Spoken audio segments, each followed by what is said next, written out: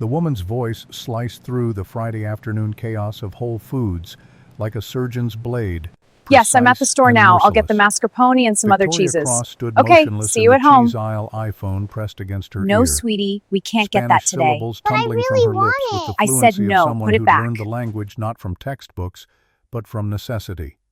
The call with her San Antonio partners had imploded spectacularly. $50 million hanging by a thread because some translator at Cross Medical Technologies had butchered technical terminology that should have been straightforward. The fluorescent lights overhead buzzed with indifference as Victoria's carefully constructed composure cracked just enough to let poison seep through. Her eyes landed on a man standing near the dairy section, paint-stained jeans hanging loose on his frame work boots scuffed beyond redemption. A young girl sat in his shopping cart legs, swinging with the careless rhythm of childhood strawberry blonde hair pulled back in a ponytail that looked homemade rather than salon-crafted. Blue eyes studied the world from beneath bangs that needed trimming. The Spanish rolled off Victoria's tongue, low but clear, the anonymity of a foreign language her only sanctuary in this moment of weakness. Mira a ese hombre ropa sucia como obrero, la niña vestida tan barata. Seguro no puede pagar una buena educación para su hija, solo compra comida procesada en vez de orgánica. Gente así no entiende el valor de la educación, no sabe cómo criar a los hijos correctamente. The man turned slowly. His expression remained calm, but his eyes dark and intelligent beneath the shadow of fatigue fixed directly on Victoria's face. When he spoke, the Spanish emerged perfect and fluid, carrying the unmistakable cadence of someone who'd lived the language rather than studied it. Entiendo cada palabra que acaba de decir, señora. Y aunque mi hija no use ropa cara, le he enseñado a respetar a todos, sin importar su apariencia, una lección que usted claramente nunca aprendió. Victoria's iPhone clattered to the tiled floor. The screen spiderwebbed instantly fractures, spreading outward like her fragmenting composure. A collective hush fell over the nearby shoppers, that particular silence that follows unexpected drama. The checkout clerk, a teenager whose name tag read Ashley, paused mid-scan. An elderly woman suddenly became deeply fascinated by the nutritional content of mascarpone cheese she'd been ignoring seconds before. The little girl looked up at her father, confusion pulling at her features. "Daddy, what's wrong? What did the lady say?" Marcus Hayes bent down to his daughter's eye level, his voice carrying the gentle patience of someone who'd explained difficult concepts many times before. "Sometimes people make incorrect assumptions about others, Emma. This lady was speaking in Spanish and she didn't realize I could understand her." The girl's face scrunched in thought, processing this information with the serious concentration children bring to adult failures. "Like the kids at school? The ones who laugh because I don't have new shoes?" Her voice dropped lower, barely above a whisper. "Or because I don't have a mom like everyone else?" The simplicity of the observation struck Victoria like a physical blow. She watched Marcus's expression shift, grief flashing across his features before he masked it with a protective smile that looked well practiced. "Something like that, sweetheart. But remember what we always say about assumptions." Emma nodded solemnly, the shadow lifting slightly. "They make a donkey out of you and me." She giggled at the wordplay, clearly a familiar joke between them. Victoria bent down to retrieve her phone, cheeks burning with shame that felt foreign and uncomfortable. The spiderweb of cracks across her screen reflected her fractured composure with brutal accuracy. For a woman who prided herself on perfect control, on always being the sharpest mind in any room, this humiliation tasted bitter and inescapable. "I apologize." The words came out formal, stiff, her voice taking refuge in corporate professionalism. "My call was stressful and I spoke thoughtlessly." Marcus nodded once, a simple acknowledgement that somehow made Victoria feel worse than righteous anger would have. No matching rudeness, no cutting retaliation, just dignity in the face of her pettiness. He turned back to the dairy case, selecting a small block of Swiss cheese and placing it in his cart next to a loaf of whole wheat bread and a gallon of milk. Simple groceries. Honest groceries, the kind that stretched a budget but fed a family. Victoria noticed Emma was still watching her, those blue eyes unnervingly perceptive for a child so young. The girl held a box of store-brand macaroni and cheese, clutching it like treasure rather than staple. "I truly am sorry." Victoria directed the words to Emma this time, needing somehow to undo the damage in front of this child who'd already lost too much. Sometimes grown-ups forget their manners. Emma's face softened slightly, the resilience of childhood asserting itself. "That's okay. Daddy says everyone has bad days sometimes." She glanced at the chocolate cake in the bakery display, then quickly away, but not before Victoria caught the longing in her expression. "Please let me buy the cake for you as an apology." Marcus started to refuse, pride warring visibly with the desire to give his daughter something special. Victoria watched the internal struggle play across his face, the same calculation she'd seen in boardrooms when executives weighed cost against benefit. "Say thank you to Miss—" Marcus raised an eyebrow, realizing they hadn't been properly introduced despite the intimate cruelty of their encounter. "Cross, Victoria Cross." "Thank you, Miss Cross." Emma's voice carried careful politeness, the kind children use when they've been taught manners matter. "The cake looks really good." As they walked toward the checkout together, Victoria found herself studying Marcus from the corner of her eye. His clothes were worn but clean, his posture straight despite whatever burdens he carried. Something about him nagged at her consciousness, something familiar she couldn't quite place. The way he moved, the cadence of his speech when he switched back to English, the quiet confidence that seemed at odds with his circumstances. "Where did you learn Spanish?" "Stanford University. 2 years of postdoctoral research at UT Austin in Hispanic linguistics and Mexican-American cultural communication patterns." Victoria nearly missed a step. Postdoctoral research. The man in paint-stained jeans buying budget groceries had not just a doctorate, but postdoctoral credentials from 2 of America's most prestigious universities. And before that, the question escaped before she could stop it, curiosity overwhelming the professional distance she usually maintained with strangers. Marcus hesitated, clearly weighing how much of his story to share with a woman who'd just insulted him in a grocery store. "I taught university-level linguistics, Department of Comparative Linguistics at University of Oregon in Eugene, specialized in Latino linguistic integration in the American Southwest." The pieces weren't fitting together. University professor to what handyman? The evidence of manual labor was clear on his calloused hands under his fingernails where paint stubbornly clung despite obvious scrubbing. The paint stains on his jeans weren't fashion statements but the honest residue of hard work. At the checkout, Victoria insisted on paying despite Marcus's continued protests. The teenage cashier seemed fascinated by the dynamic between them, probably seeing all kinds of customers during her shifts, but this particular interaction clearly fell outside the normal spectrum. Victoria handed over her black American Express card, without thinking the same card she used for business dinners that cost more than most people's weekly groceries. She caught Marcus noticing the centurion symbol, his expression unreadable.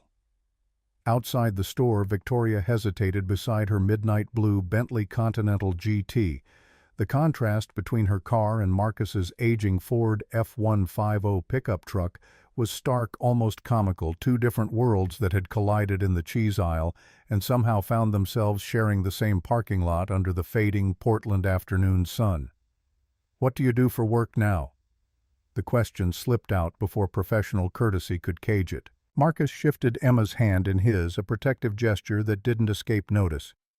"I do repair work, handyman jobs, some part-time maintenance at the elementary school." His answer was matter-of-fact, neither apologetic nor defensive. He was what he was, and he'd made peace with it in a way Victoria envied. But she sensed there was more to the story. There had to be.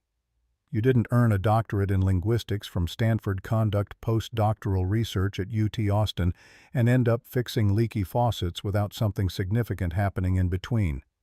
"May I ask what happened?" Marcus was quiet for so long that Victoria began to think he wouldn't answer. When he finally spoke, his voice carried the weight of old grief, the kind that's been lived with long enough to lose its sharp edges, but never its presence.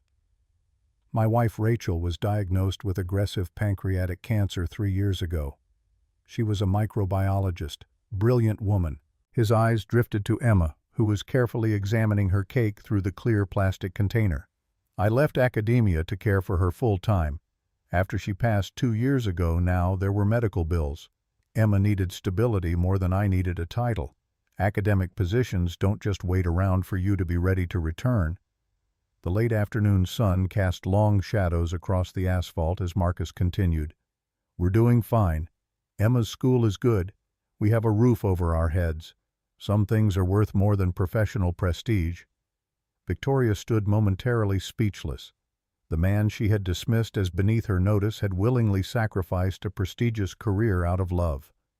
She thought about her own choices, the relationship with her father that had withered while she climbed the corporate ladder, the family events missed for business dinners, the moments lost forever while she built an empire that felt hollow in this parking lot, confrontation with real sacrifice. I have a proposition.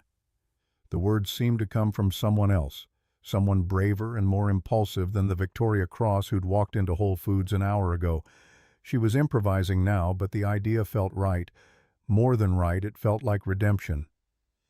My company needs someone with your language skills, translation work, Spanish contracts, cultural consultation. She was building the framework and real-time experience, teaching her to recognize valuable resources when they appeared. The pay would be significantly better than handyman work. Something flickered across Marcus's features. Not excitement exactly, but something like cautious interest, the look of someone who'd learned not to trust good fortune too readily. What kind of company? Cross Medical Technologies, medical equipment manufacturing based in Seattle. We do substantial international business, particularly in the American Southwest, and with Hispanic-owned companies. She paused, then added with what she hoped was professional confidence rather than pity. The pay would be significantly better than handyman work. You're offering me a job. Marcus's voice carried skepticism. You don't know anything about my qualifications beyond a chance conversation, my work history, whether I'm reliable or competent. I know you're fluent in Spanish with academic expertise in Hispanic cultural communication. Victoria felt her footing become surer as she shifted into business mode. I know you have a doctorate in linguistics from Stanford and postdoctoral research from UT Austin. I know you handled my rudeness with more grace than I deserved. She glanced down at Emma, who was listening to their conversation with the intense focus children bring to adult discussions they don't quite understand. And I know you're raising a polite, well-adjusted daughter on your own. That tells me everything I need to know about your character. The silence stretched between them while Marcus considered. Victoria found herself holding her breath, surprised by how much his answer mattered. This wasn't just about assuaging her guilt over the grocery store incident. This was about second chances and unexpected connections and the strange alchemy that could transform a moment of ugliness into something resembling grace. Daddy was the nice lady offering you a real job. Emma's question cut straight to the heart of everything, the simplicity of childhood cutting through adult complexity. A real job. Not pity, not charity, not a wealthy woman's attempt to buy her way out of an awkward situation. Something real and sustainable and dignified. Marcus looked down at his daughter, then back at Victoria. When he spoke, his voice was steady but cautious. I'd need to know more details. Responsibilities schedule. I have commitments. His eyes flicked to Emma, making crystal clear where his priorities lay. Victoria nodded, understanding flooding through her. She reached into her purse and withdrew a business card. Real paper, real ink, something tangible in a digital world that felt increasingly ephemeral. My direct number. Think about it over the weekend. If you're interested, call me Monday. Marcus took the card, his fingers brushing hers briefly. The calluses were real, the evidence of a man who'd rebuilt his life from scratch, using his hands when his mind couldn't find purchase. Why? The question was simple. The answer was not. Why offer him a job? Why risk hiring someone based on a grocery store encounter? Why trust a stranger with her company's business? Because I think we both need this chance to be better than we were an hour ago. It wasn't a business answer. It wasn't strategic or calculated or designed to achieve maximum advantage. It was simply true. Sometimes the most important decisions weren't made in boardrooms but in parking lots between people who'd seen each other at their worst and chosen to reach for something better. As the pickup truck pulled out of the parking lot, Victoria stood beside her Bentley and realized something had fundamentally shifted. The woman who'd walked into Whole Foods that afternoon, impatient, judgmental, insulated by wealth and status, felt like a stranger. In her place stood someone who'd been forced to confront the ugliness of her own assumptions and found something unexpected on the other side. Her phone buzzed with a text from her assistant, Margaret. Conference call with the San Antonio team in 30 minutes. Are you still at the grocery store? Victoria stared at the message, trying to reconcile the world of international business deals and corporate strategies with the conversation she'd just had. Marcus Hayes, who spoke fluent Spanish and held a doctorate in linguistics but did handyman work to support his daughter after losing his wife, didn't fit into any category she understood. The drive back to her office in downtown Seattle took 40 minutes, but Victoria's mind remained in that parking lot. She thought about Marcus's hands, strong and capable despite the calluses. She thought about Emma's polite thank you and the way she looked at the cake like it was treasure. She thought about university professors who became handymen and the kinds of losses that could reshape a life so completely. Her assistant Margaret was waiting with a stack of papers and a concerned expression when Victoria finally reached her top-floor office. "The San Antonio call is in 5 minutes. Should I reschedule?" Margaret glanced at Victoria's uncharacteristically disheveled appearance, the cracked iPhone screen, the slight flush still visible on her cheeks. It was a reasonable question. Victoria Cross was never late, never unprepared, never anything less than perfectly composed for international business calls. "No, let's get this done." But as she settled behind her mahogany desk and opened the conference call software, her fingers found the edge of her cracked phone screen. The physical reminder of her encounter with Marcus and Emma Hayes, of words spoken in anger and met with dignity, of assumptions shattered and possibilities revealed. The San Antonio team appeared on her monitor, their voices filling her office with talk of quarterly projections and market expansion. Dr. Miguel Rodriguez, CEO of Rodriguez Medical Technologies, led the discussion with the same warm but shrewd manner that had characterized their previous meetings. Victoria participated, asked the right questions, made the appropriate decisions, but part of her remained fixed on the memory of a man who'd chosen grace over anger, who'd turned a moment of cruelty into an opportunity for unexpected connection. When the call ended, Victoria sat alone in her office as the evening shadows lengthened across Seattle's skyline. Her company employed hundreds of people, generated millions in revenue, held patents that advanced medical technology around the world. But somehow, none of that felt as significant as the conversation she'd had with a single father in a grocery store parking lot. She picked up her office phone and scrolled through her contacts until she found the number for Jennifer Wu, her head of human resources. "Jennifer, it's Victoria. I may have a candidate for that cultural liaison position we discussed. Someone with exceptional qualifications who might be perfect for project-based work." She paused, choosing her words carefully. "He's currently between professional positions but has an extensive academic background in Hispanic linguistics and cultural communication. I'll send you his information if he's interested." It wasn't charity, Victoria told herself. It was good business. A man with Marcus's educational background and language skills was exactly what Cross Medical Technologies needed for their expanding Southwest partnerships. The fact that he was struggling financially, that he had a daughter to support, that he'd handled her insults with dignity, those were just context background information that had no bearing on her business decision. But even as she constructed these rational justifications, Victoria knew she was lying to herself. This wasn't about Spanish translation services or Southwest business development.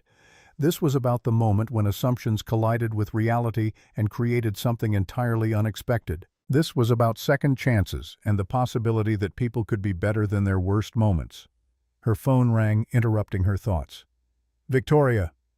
The voice belonged to her brother Nathan, calling from his office down the hall. "I just got off a follow-up call with the Rodriguez people. They're still interested in moving forward with the merger discussions, but they want someone who can handle the cultural nuances. The language barriers and different business approaches have been causing problems. Victoria felt something click into place like puzzle pieces finding their proper configuration.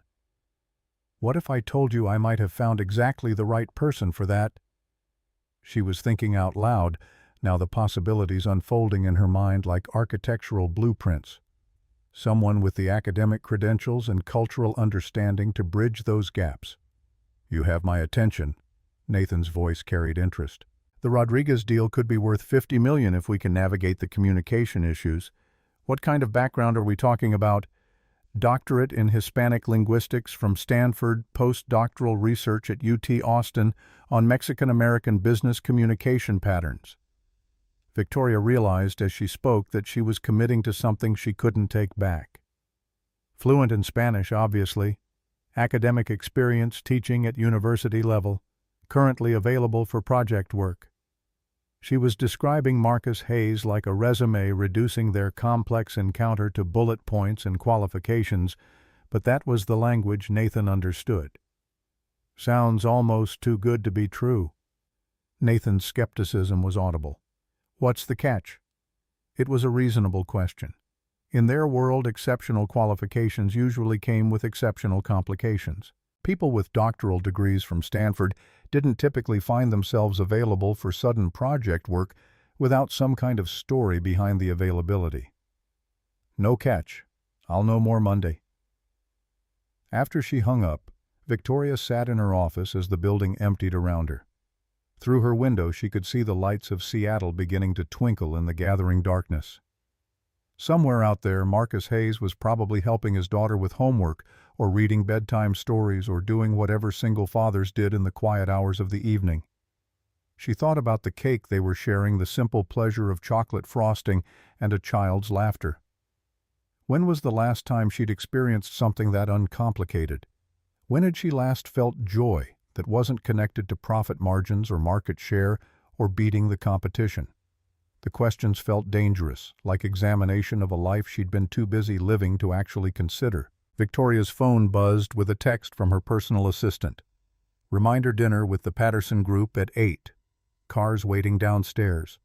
Another business dinner. Another evening of strategic conversations and careful networking. Another night of playing the role of Victoria Cross, successful CEO, while some other version of herself, the one who'd stood in a parking lot and offered a job to a stranger, remained locked away. She gathered her things and headed for the elevator. But something made her pause at Margaret's desk. Her assistant had left a neat stack of papers for Monday morning along with a coffee mug that read, "World's Most Patient Assistant." The normality of it struck Victoria suddenly. Margaret had worked for her for 5 years, handled her schedule, fielded her calls, managed her professional life with quiet efficiency. But what did Victoria actually know about her? Did Margaret have children, hobbies, dreams that extended beyond organizing someone else's calendar?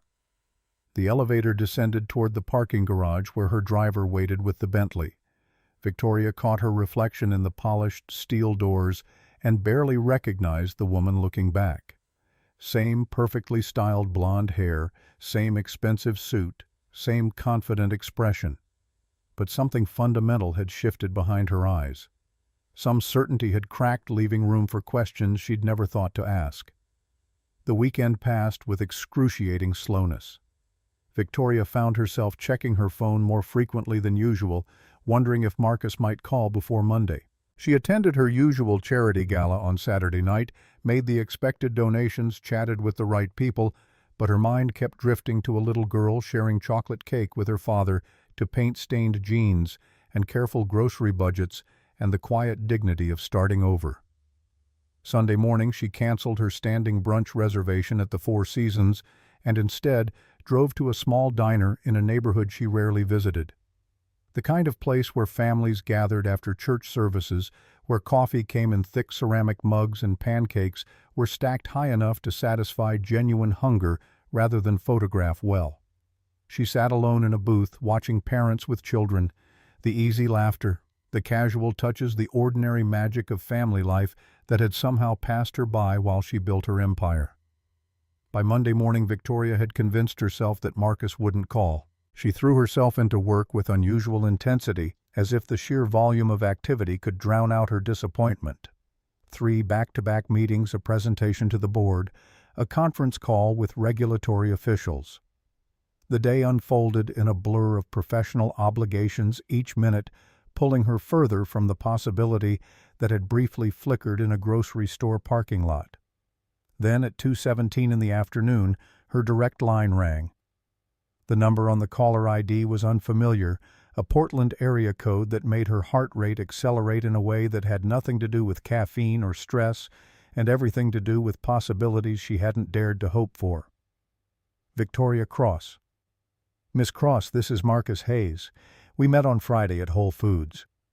The relief that flooded through Victoria was disproportionate to the situation, or maybe perfectly proportionate to something she was only beginning to understand. "Marcus, I'm glad you called." She tried to keep her voice professionally neutral to hide the fact that she'd been waiting for this call with an anxiety usually reserved for major contract negotiations. "Have you had time to consider my offer?" There was a pause that stretched just long enough to make Victoria nervous. When Marcus spoke again, his voice carried the careful weight of someone making a decision that would change everything. "I'd like to hear more details about the position, the responsibilities, the schedule, what exactly you're looking for." Practical questions from a practical man who'd learned to be cautious about opportunities that seemed too good to be true. Victoria found herself respecting him more with each interaction, understanding why a little girl could grow up feeling safe and loved, despite whatever hardships they faced together. "Excellent. When would be convenient for you to come in for a proper interview?" Marcus checked something, probably his calendar or schedule of handyman jobs. "I can do tomorrow afternoon after I drop Emma off at school. Would 2 o'clock work?" Always the father first, always thinking about his daughter's needs before his own. Victoria made a note in her calendar, the simple act feeling weighted with significance. "Perfect. 2 o'clock, my office in Seattle. I'll text you the address and parking information." She paused, then added something that wasn't purely professional. "Marcus, thank you for calling. I know this isn't exactly conventional, and I appreciate you taking a chance on—" She struggled for the right words. On what? On her, on them. On the possibility that Friday afternoon's collision of worlds might lead somewhere neither of them had expected. "Thank you for offering the chance." Marcus's voice was quiet. "Emma hasn't stopped talking about the cake or the nice lady who bought it for her." There was something in his tone, a warmth, that suggested their encounter had left an impression on him too. That maybe, just maybe, this wasn't just about job opportunities and professional advancement. Maybe it was about something more human and more necessary. After they hung up, Victoria sat in her office chair and realized she was smiling. Really smiling, not the professional expression she wore for business meetings and networking events. This was the kind of smile that came from genuine anticipation, from the feeling that something good was about to begin. She hadn't felt this way about a Tuesday afternoon in longer than she could remember. Tomorrow would bring answers to questions she hadn't known she was asking. Tomorrow would determine whether a moment of ugliness in a grocery store could transform into something beautiful and sustainable. Tomorrow would show whether Victoria Cross, CEO and self-made success story, could become someone worthy of Marcus Hayes's trust and Emma's cake-bright smile. But today, for the first time in years, Victoria found herself looking forward to tomorrow with something that felt remarkably like hope. Tuesday morning dawned clear over Portland, the kind of Pacific Northwest autumn day that made transplants understand why people tolerated the rain. Marcus Hayes stood before his closet at 6:30 staring at the single suit he owned. Navy blue, purchased 4 years ago for academic conferences he no longer attended, now hanging looser on a frame that grief and manual labor had whittled down. He'd had it dry cleaned yesterday, spending $20. He couldn't really afford the fabric, still carrying that chemical freshness that would fade by noon. Emma appeared in his doorway, already dressed for school in jeans and a sweater that Chloe, Nathan Cross's daughter, had outgrown and passed down through some charitable network Marcus didn't fully understand yet. "Daddy, you look like a professor again." The observation landed with unexpected weight. Marcus studied his reflection, seeing a ghost of who he'd been superimposed over, who he'd become. The calluses on his hands wouldn't disappear before the interview. The slight sunburn on his neck from last week's outdoor repair work marked him as clearly as a brand. Would he fit in the sleek offices of Cross Medical Technologies? Or would he be as out of place as Victoria Cross had seemed in his world at Whole Foods? "Do I look okay, sweetheart?" Emma tilted her head with the seriousness children bring to important assessments. "You look like someone important, but you're always important to me." Marcus dropped to one knee, pulling her into a hug that lasted longer than usual. This interview represented a crossroads, a potential future so different from their present reality that he couldn't quite visualize it. The risk of failure felt crushing, but the risk of not trying felt worse. The drive to Seattle took exactly 3 hours, his aging Ford F-150 consuming gas he'd budgeted carefully. Interstate 5 North carried him through familiar terrain made foreign by context. He was heading to an interview, not a Home Depot run. The suit jacket hung on a hook behind his seat, protected from the coffee stains and fast food wrappers that normally occupied his truck's interior. Seattle emerged from the morning haze like a promise or a threat, impossible to tell which. The downtown core bristled with glass towers that caught sunlight and threw it back in sharp geometric patterns. Ferries crossed Elliott Bay in their eternal dance between Seattle and Bainbridge Island. Wealth was everywhere, coded in the Tesla charging stations and organic markets, and people who'd never had to choose between electricity and groceries. Cross Medical Technologies occupied floors 35 through 40 of a glass tower on 3rd Avenue. Marcus found public parking 3 blocks away, paid $28 for 2 hours with money that felt like it was burning, and walked through streets where his work boots and off-the-rack suit marked him as unmistakably other. The lobby assault began immediately. Marble floors reflected LED lights with blinding efficiency. A Chihuly glass sculpture dominated one wall, swirls of blue and amber that probably cost more than Marcus had earned in the past year. The air itself smelled expensive, some combination of fresh flowers and whatever scent wealthy people paid to have pumped through ventilation systems. The receptionist, a woman in her late 20s whose nameplate read Vanessa, greeted him with professional courtesy that couldn't quite hide her assessment of his presence. "Dr. Hayes." Marcus registered surprise at the title, then remembered his CV must have preceded him somehow. "Yes, I have an appointment with Ms. Cross at 2. Elevator to the 38th floor executive level. Ms. Cross's assistant will meet you there." The elevator ride was silent except for the subtle hum of machinery lifting him away from street level and everything familiar. When the doors opened, the atmosphere shifted. Quieter here, more intimate despite the wealth on display. Carpet thick enough to muffle footsteps. Original paintings on walls. Floor-to-ceiling windows offering views of Puget Sound that people paid millions to wake up to. Margaret, Victoria's assistant, materialized with the efficiency of someone who'd perfected the art of appearing exactly when needed. 50-something sharp eyes that missed nothing, sensible heels that suggested she valued function over fashion. "Dr. Hayes, welcome. Ms. Cross and Mr. Cross are waiting in the main conference room. Please follow me." The conference room held 3 people. Victoria stood as he entered, and Marcus registered how different she looked in her element. Charcoal gray suit, tailored to perfection. Blonde hair swept back in a style that probably required professional maintenance, every inch the CEO. But her eyes held something softer. Recognition, maybe, or relief that he'd actually shown up. "Marcus, thank you for coming." Nathan Cross, her younger brother, rose from his seat with easy athleticism. Tall, probably 6'2", casual, in a way that suggested he'd never had to prove himself. No jacket sleeves rolled to his elbows, genuine smile that reached his eyes. "Dr. Hayes, pleasure to meet you. Victoria told me about your encounter. Quite the introduction." The third person in the room made Marcus's instincts flare with warning. Richard Dalton hadn't been mentioned, wasn't supposed to be here based on Victoria's brief phone outline yesterday, but occupied space at the conference table like he owned it. Expensive suit that screamed Armani or something equally ridiculous. Rolex watch catching light hair slicked back with product that probably cost more than Marcus's truck payment. Eyes calculating, assessing Marcus like a threat that needed quantifying. Victoria's voice cooled noticeably when she addressed him. "Richard, I don't recall inviting you to this meeting." Richard's smile was thin, a power move disguised as pleasantry. "As CFO, I make it my business to be involved in all significant hiring decisions, especially for high-level positions." He turned to Marcus, extending his hand.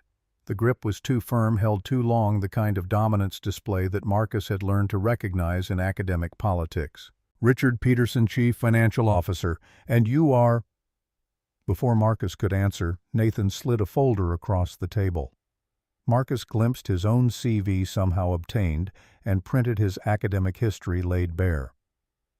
Dr. Marcus Hayes, doctorate in Hispanic linguistics from Stanford University, postdoctoral research at UT Austin on Mexican-American cultural communication patterns in business contexts, former professor at University of Oregon, published 23 peer-reviewed papers on Latino linguistic integration in the American Southwest.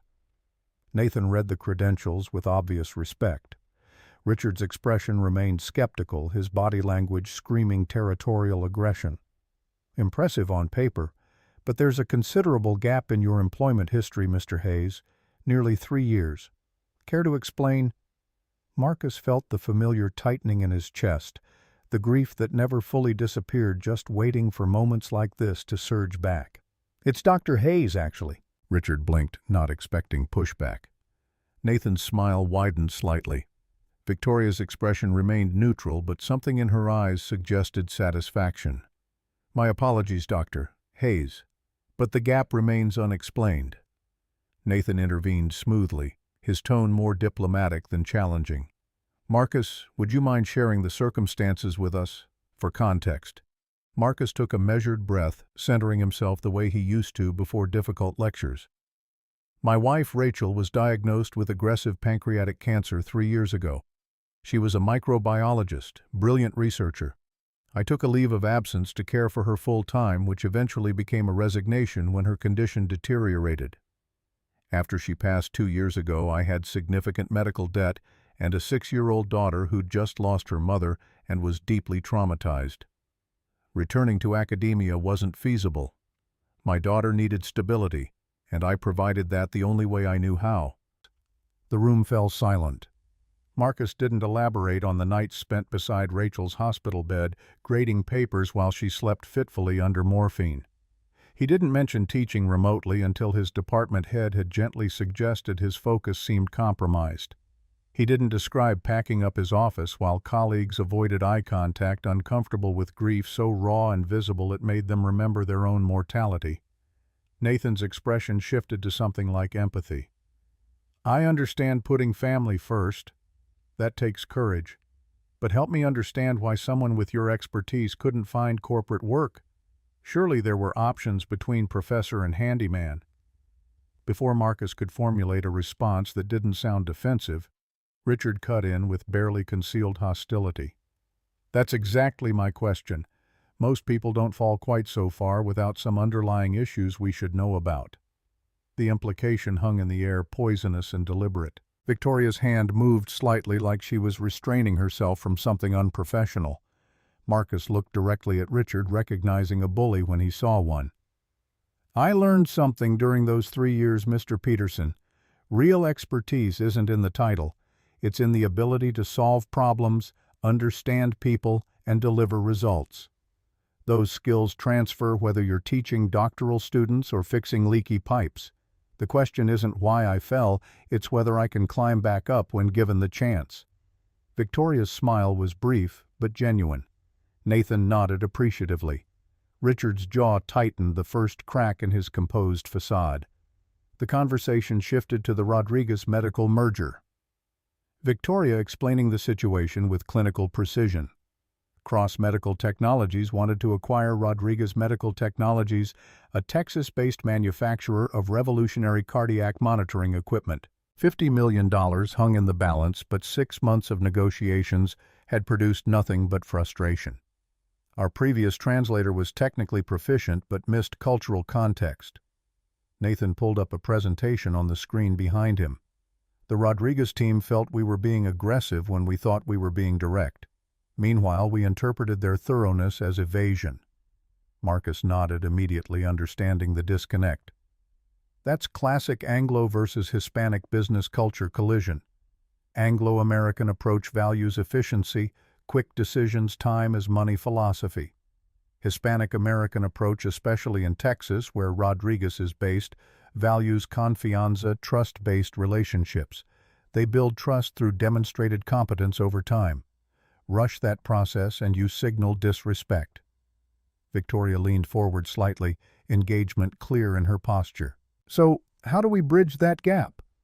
Marcus warmed to the subject, his academic expertise rising to the surface like muscle memory. You acknowledge both frameworks have merit. Germans value Gründlichkeit, thoroughness. Japanese value harmony. Hispanic cultures value confianza and personalismo, personal relationships over transactional efficiency. These aren't slower or less effective versions of Anglo business culture. They're completely different value systems that produce different kinds of success. Richard interrupted again, his tone dripping condescension. Fascinating cultural anthropology lesson, Dr. Hayes. But we're running a business, not a university seminar. Bottom line, can you actually help us close this deal, or is this all theoretical expertise? The challenge was blatant, intended to embarrass. Victoria opened her mouth to intervene, but Marcus raised a hand slightly. I have a proposal. You mentioned having a recorded conference call from last week with the Rodriguez team. Let me review it and provide analysis. Give me, say, 15 minutes to prepare, then I'll explain exactly where the cultural miscommunications are occurring and how to fix them. Richard's smile turned predatory. 20 minutes of preparation, Dr. Hayes. And the call is entirely in Spanish, highly technical medical terminology. Think you can handle that? Nathan shot Richard a warning look, but Marcus just nodded. 20 minutes is fine. They provided him with a small office, a laptop, headphones, and the recording. Marcus listened carefully, taking notes on legal paper someone had thoughtfully provided. The conversation was exactly what he'd expected, technically accurate translation that completely missed cultural subtext and business relationship dynamics. 20 minutes later, he returned to the conference room where Victoria, Nathan, and Richard waited with varying degrees of anticipation. Marcus launched directly into analysis, switching fluidly between English and Spanish to demonstrate points. 3 critical issues. First, linguistic accuracy versus cultural meaning. When Dr. Rodriguez says, necesitamos más tiempo para revisar, your translator rendered it as, we need more time to review. Technically correct, but it misses the cultural signal.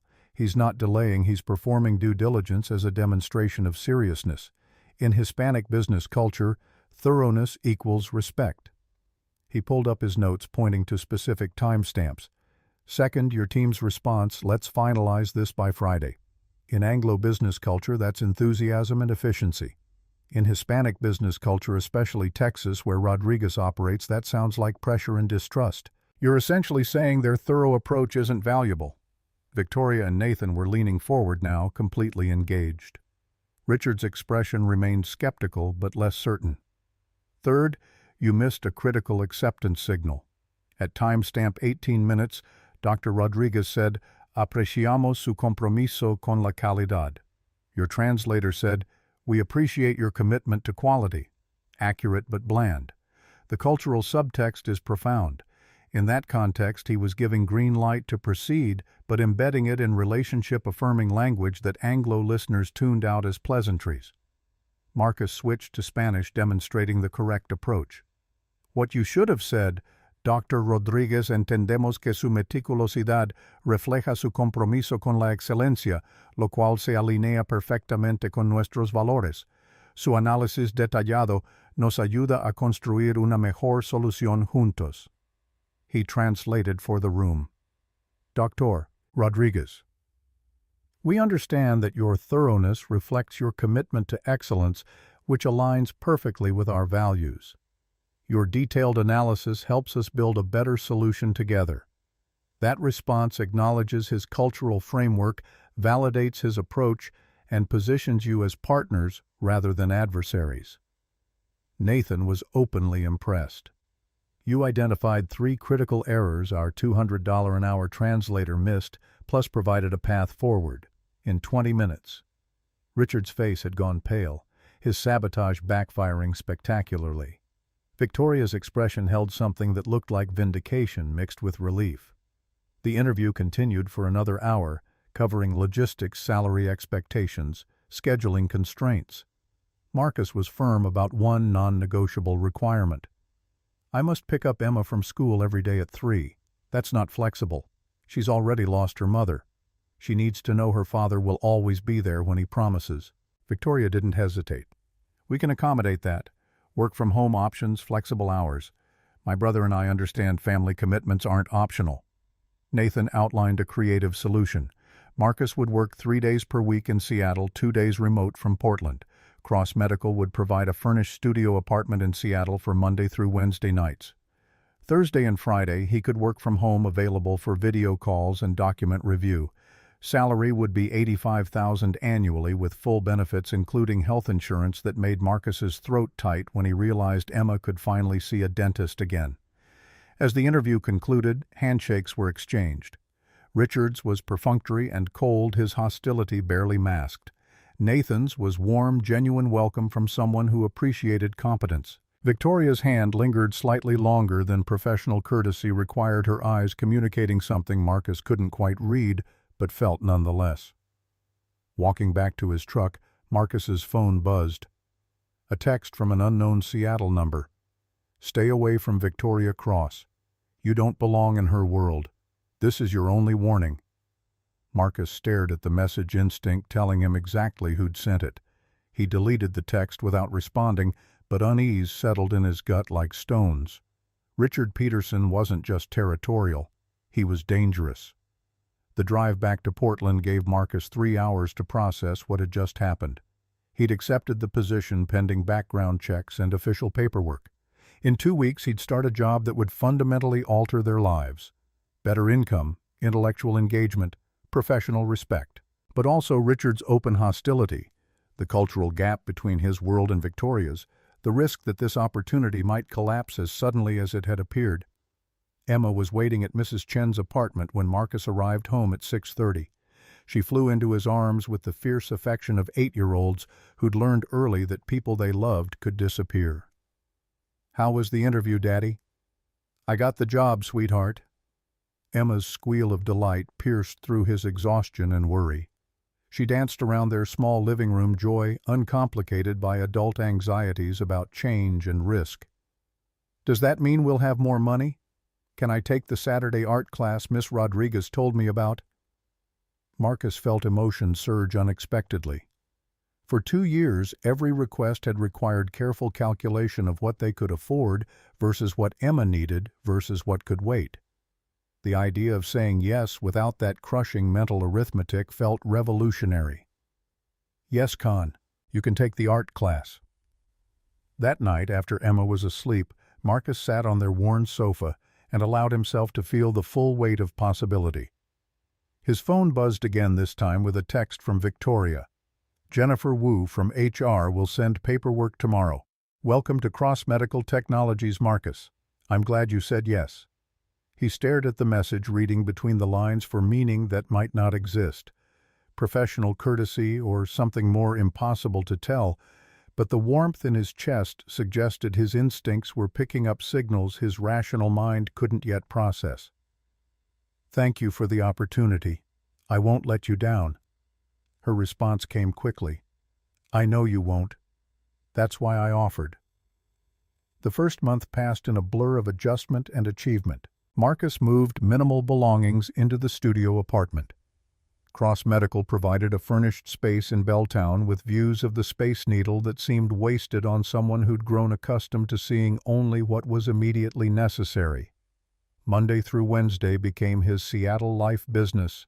Casual clothes, conference rooms, video calls with the Rodriguez team in San Antonio, where Dr. Miguel Rodriguez proved to be exactly what Marcus had predicted, warm, shrewd, and deeply invested in legacy rather than just profit. Thursday and Friday were Portland days, working remotely from the apartment he still shared with Emma, picking her up from school at 3, exactly helping with homework, maintaining the rhythms that gave her stability. The financial pressure eased gradually. Medical bills that had loomed like mountains began to shrink under systematic payment plans. Emma's dentist appointment revealed 2 cavities that could finally be filled. The Saturday art program started, and Marcus discovered Emma had inherited Rachel's natural talent for visual expression. But Richard's opposition intensified with each of Marcus's successes. Week 3 brought the first major clash. During a conference call with the Rodriguez team, Richard challenged Marcus directly in front of everyone. Dr. Hayes explained to us why Rodriguez is requesting an additional 60 days for due diligence when our timeline is crystal clear. The question was designed to embarrass to position Marcus as either incompetent or complicit in delays. Marcus felt every eye on the video screen turned toward him. Dr. Rodriguez's expression remained neutral, but Marcus caught the slight tension in his shoulders. Marcus switched to Spanish, addressing Rodriguez directly. "Dr. Rodriguez, I understand your team's request for extended due diligence. In Hispanic business culture, thoroughness isn't a delay tactic. It's a demonstration of seriousness and respect for the partnership you're building. Would you be willing to help our team understand your specific concerns during this period?" Dr. Rodriguez's face softened immediately. "Exactamente, Dr. Hayes. We're not delaying. We're ensuring that this partnership honors 40 years of legacy and serves our community for the next 40. Your team seems focused on speed, but in Texas we believe más vale construir bien que rápido, better to build well than fast." Marcus translated for the Anglo team, then added cultural context. What Dr. Rodriguez is communicating isn't resistance, it's invitation. He's offering to walk us through his concerns, which in Hispanic business culture is a profound gesture of trust. This is actually a breakthrough, not an obstacle. Victoria caught on immediately, her business instincts recognizing opportunity. "Dr. Rodriguez, we'd be honored to understand your process more deeply. Marcus, can you arrange a more detailed session where we can learn from Rodriguez's due diligence approach?" The call ended with tangible progress for the first time in months. As people disconnected, Richard remained on the line, his face rigid with barely contained fury. "A word, Dr. Hayes, privately." Victoria started to intervene, but Marcus gave her a subtle headshake. Better to deal with Richard directly than let this fester. Once the call was truly private, Richard's mask dropped completely. "You're making me look bad in front of the board and our partners. I don't know what your game is, but I see through it." Marcus kept his voice level, refusing to match Richard's hostility. "I don't have a game, Mr. Peterson. I'm doing the job Victoria hired me to do. If that makes you uncomfortable, perhaps you should examine why." "Stay away from her." Richard's voice dropped to something dangerous. "Victoria and I have history. She's not thinking clearly where you're concerned. You're a project for her, a charity case she'll lose interest in once the novelty wears off." The words were designed to wound, to plant doubt. Marcus felt them land but refused to let them take root. "My relationship with Ms. Cross is professional. Whatever history you two have is your business, not mine. Everything involving Victoria is my business." Richard leaned closer to his camera. "You don't belong in this world, Hayes. You're playing dress-up in a suit you can't afford, pretending your handyman origins don't show. How long before Victoria realizes she made a mistake?" Marcus ended the call without responding, but the poison had been administered. That night, lying in his studio apartment staring at Seattle's skyline, Marcus wondered if Richard was right. The cultural gap between his life and Victoria's seemed unbridgeable. She lived in a mansion on Queen Anne Hill. He lived in a one-bedroom apartment in southeast Portland where gunshots occasionally punctuated the night. She drove a Bentley. He drove a truck held together by hope and mechanical knowledge. She attended galas where his annual salary might cover the wine budget. But then he remembered the way Victoria looked at Emma, the genuine warmth when she'd insisted on covering family benefits. The text messages that sometimes arrived late at night with questions about Hispanic business culture that could have waited until morning, but felt like connection instead. Week 4 brought escalation. Richard accidentally forwarded Marcus's internal notes on Hispanic negotiation psychology directly to the Rodriguez team. The notes were respectful, analytical, but examining the Rodriguez team's cultural approach with academic distance could have been perceived as manipulative or insulting. Marcus found out when Dr. Rodriguez called him directly, bypassing official channels. "Marcus, I received some interesting documents from Mr. Peterson. Analysis of our business culture, our decision-making patterns. I wanted to discuss this with you before I respond officially." Marcus's stomach dropped, but he chose honesty over defensiveness. "Dr. Rodriguez, those were internal notes to help the cross-medical team understand your approach better. The goal was to help them see your thoroughness as strength rather than obstacle. I apologize if the clinical analysis seemed disrespectful." There was a long pause. Then Dr. Rodriguez's warm laugh filled the line. "Marcus, I'm not offended. I'm impressed. Your analysis is accurate, insightful, and demonstrates exactly the kind of cultural intelligence this merger needs. Mr. Peterson, on the other hand, clearly doesn't understand that transparency builds trust." The sabotage had backfired again, but Marcus knew Richard wouldn't stop. The pattern was clear.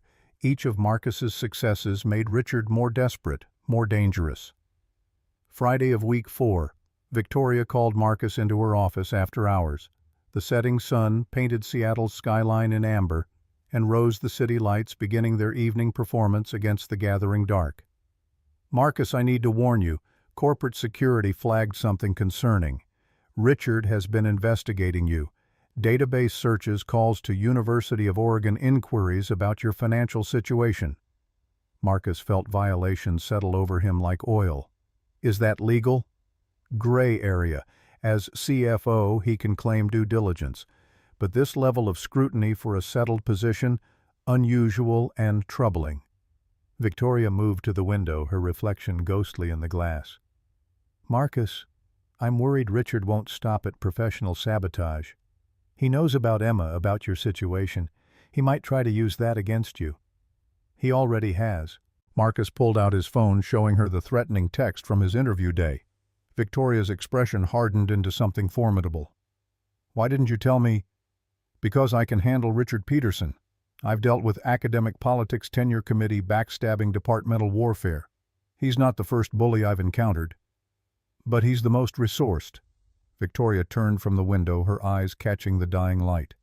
"Richard has money connections and a vindictive streak.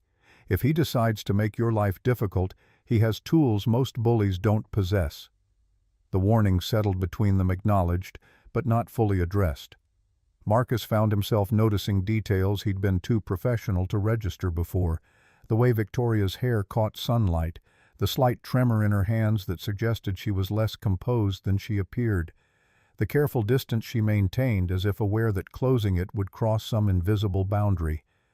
"I should go."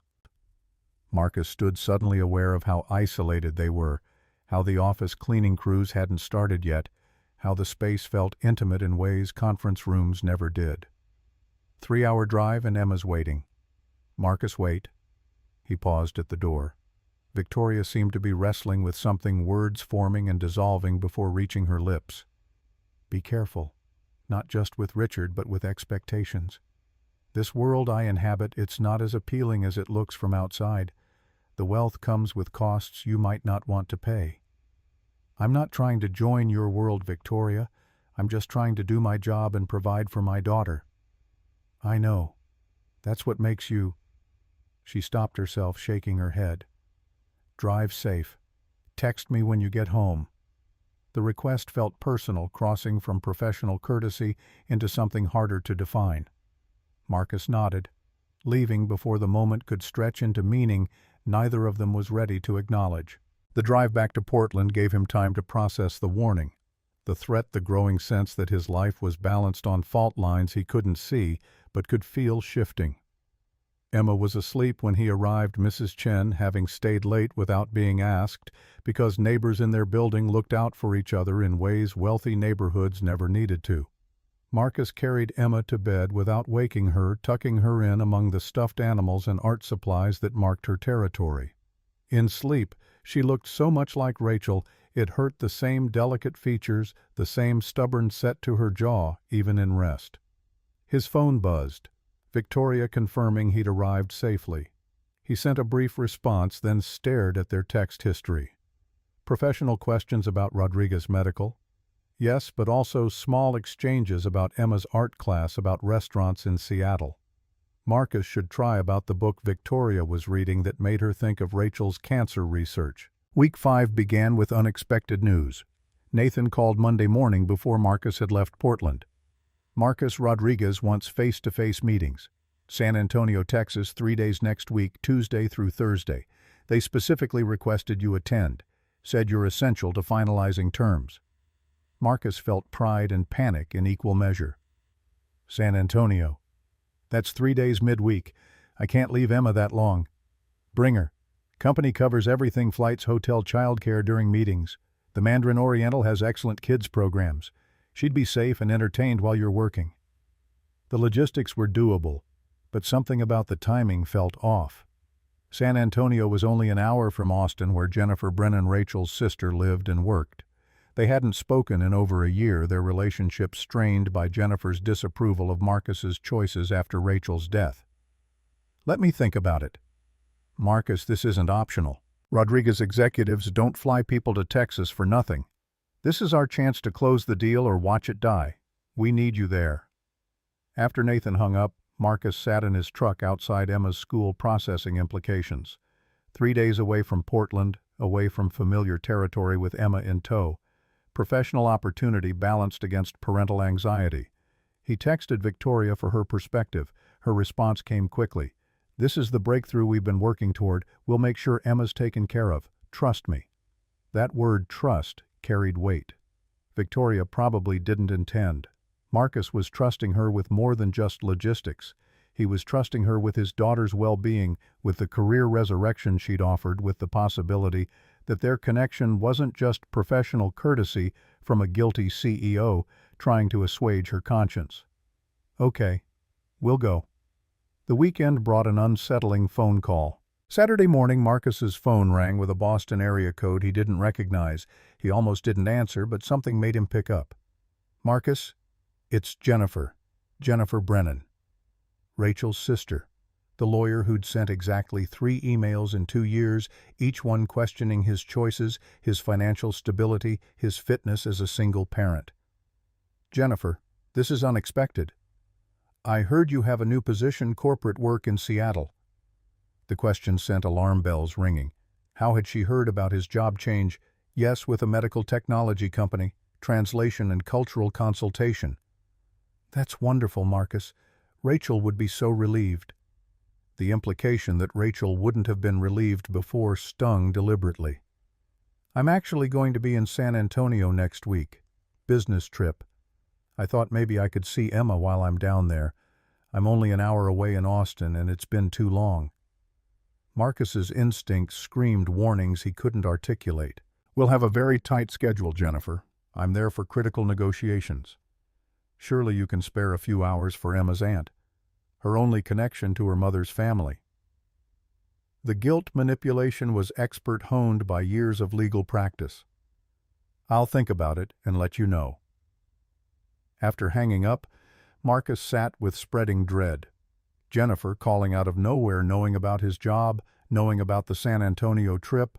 Coincidence felt increasingly unlikely. He thought about Richard's investigation, his resources, his vindictiveness.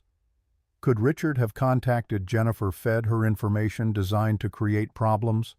Monday morning arrived with the weight of accumulated tension. Marcus and Emma flew to San Antonio on tickets Cross Medical had arranged, business-class seats that made Emma's eyes go wide with wonder. Daddy, is this what rich people do all the time? This is what the company provides for business travel, sweetheart. It's not our normal life, remember? When we go home, we go back to our regular world. Victoria was on the same flight, though Marcus hadn't known until they boarded. She'd chosen casual clothes, jeans, and a sweater, and looked more approachable than her CEO armor usually allowed. Mind if I sit here? She gestured to the empty seat beside Marcus. Emma, already absorbed in the in-flight entertainment system. The flight became an unexpected intimacy. Conversation that started professionally drifted into personal territory. Victoria talked about losing her father the previous year, the guilt of having been in Frankfurt for business when he'd had his fatal heart attack.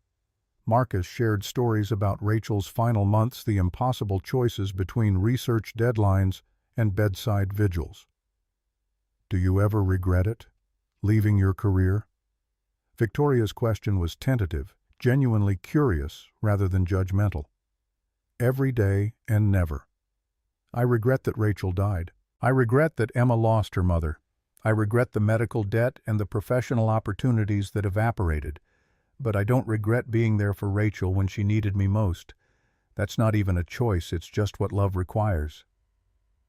Victoria was quiet for a long moment, staring out the window at clouds that looked solid enough to walk on. I sometimes wonder if building Cross Medical was worth missing so much time with my father. He was so proud of what I'd accomplished, but I wasn't there when it mattered. I was closing deals and winning contracts while he was dying alone in a hospital room. Marcus recognized the shape of her guilt, the same contours his own wore. He knew you loved him. That has to count for something. Does it? Or is that just what we tell ourselves to make peace with choices we can't undo? The question hung between them, unanswerable and profound. Emma interrupted, pointing out the window at San Antonio appearing below the city, spreading across Texas landscape like a promise. La Cantera Resort sprawled across Texas hill country with the casual opulence of old oil money. The suite Cross Medical had booked was larger than Marcus's entire Portland apartment. Emma discovered it room by room, squealing with delight at each new luxury, the marble bathroom with separate shower and tub, the bedroom with a four-poster bed and stuffed animals already waiting the living room with views of the hill country rolling away toward distant horizons. Daddy, is this real? Or are we dreaming? Victoria, who'd walked them to their suite despite having her own down the hall, smiled at Emma's wonder. It's real, sweetheart. And tomorrow, while your dad's in meetings, you and I are going to explore San Antonio. Riverwalk the Alamo, maybe some real Tex-Mex food. How does that sound? Emma's face lit up with trust that made Marcus's chest tight. His daughter had learned to be wary after losing Rachel, but Victoria was somehow slipping past those defenses with genuine care rather than manipulation. Tuesday morning brought the first negotiation session at Rodriguez Medical Technologies headquarters in San Antonio. The building itself made a statement Southwestern architecture that honored Texas heritage art, featuring Hispanic cultural icons, bilingual signage treating Spanish and English as equals rather than hierarchy. Dr. Miguel Rodriguez met them personally at the entrance, and Marcus immediately understood why the deal had stalled. Rodriguez was warm but shrewd late 50s, with silver threading his dark hair eyes that assessed character before credentials. He greeted everyone with abrazo, rather than handshake, the Hispanic embrace that signaled relationship over transaction. The conference room was full. Rodriguez's team, Dr. Elena Vasquez, as CT. Oh, passionate about technology, serving underserved communities. Carlos Mendoza, as CO. Oh, family man, whose every decision filtered through community impact. Cross Medical's team, Victoria Nathan Richard, whose presence Marcus hadn't expected, but should have legal counsel taking notes. But the real difference was cultural approach. Rodriguez's team began with coffee and pan-dulce sweetbread that accompanied conversation about families, about San Antonio's heat, about anything except business. 30 minutes of relationship building that had the Anglo team visibly fidgeting. Richard's impatience finally broke containment. Can we please discuss contract terms? We've been here 90 minutes and haven't addressed a single substantive issue. The temperature in the room dropped noticeably. Dr. Rodriguez's expression remained pleasant, but his eyes hardened. Mr. Dalton in Texas, we have a saying, más vale tarde que nunca, pero más vale construir bien que rápido.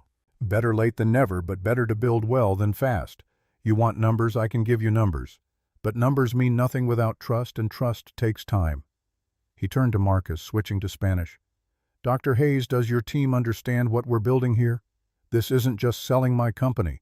This is entrusting 40 years of legacy, hundreds of employees who are like family technology that serves communities most medical companies ignore.